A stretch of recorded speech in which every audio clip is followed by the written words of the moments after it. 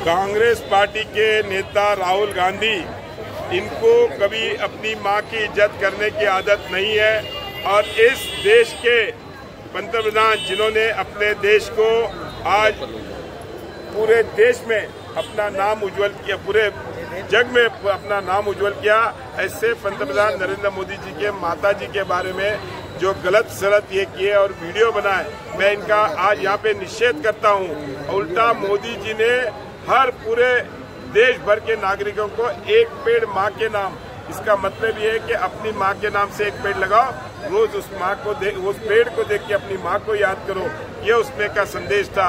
और ऐसे माँ का अपमान करने वाले राहुल गांधी और यादव का हम यहाँ पे निषेध करते हैं और अगर इन पे कार्रवाई नहीं हुई तो इसके आगे हम इनके खिलाफ में बड़ा आंदोलन करेंगे।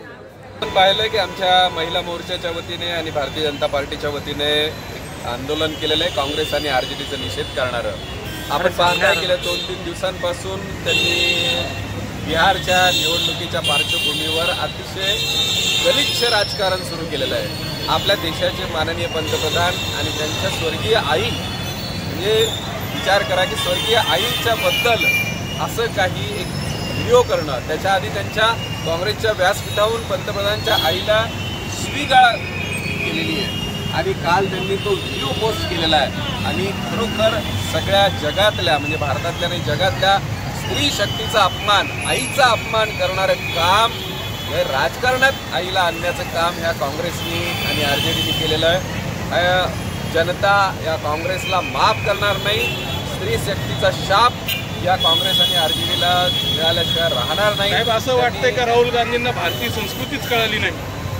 आपण पाहताय की म्हणजे राजकारण करा, तुम्ही राजकारणामध्ये टीका करा, टिप्पणी करा, काही तुम्ही प्रश्न विचारा, पण मोदी चोर है, चौकीदार चोर है, अशी जी परंपरा त्यांनी ज्यावेळेस सुरू केली, त्या ज्या वेळेस त्यांनी असे काही शब्द वापरले त्यावेळेस काँग्रेसला या भारतीय जनतेने धडा शिकवलेला आहे आणि यावेळेस या बिहारमध्ये धडा शिकवल्याशिवाय जनता राहणार नाही।